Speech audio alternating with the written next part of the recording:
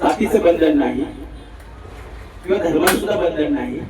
हिंदू विधी त्यांना शिकायचे आहेत, त्याचे आपले 5 दिवसाचे प्रशिक्षण चालतं अगदी नॉर्मल याच्यामध्ये.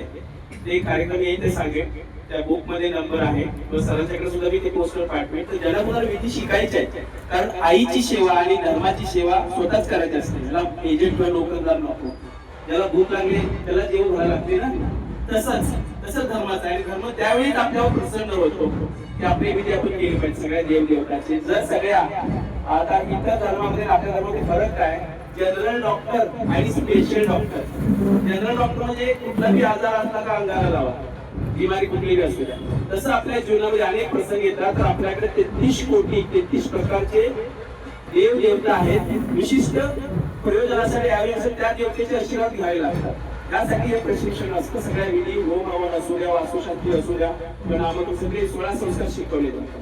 तर कुणालाही कधी भविष्यामध्ये या संदर्भात घ्यायचं आहे प्रशिक्षण, तर अध्यास आम्ही विधी कल्याणलाच आहे आपल्या महाराष्ट्रामध्ये. आणि मी संचालक आहे त्याचा. माझा नंबर आहे 989222094447. कधीही वाटलं हे प्रशिक्षण आम्ही एकदम नॉमिनल याच्यामध्ये देतो.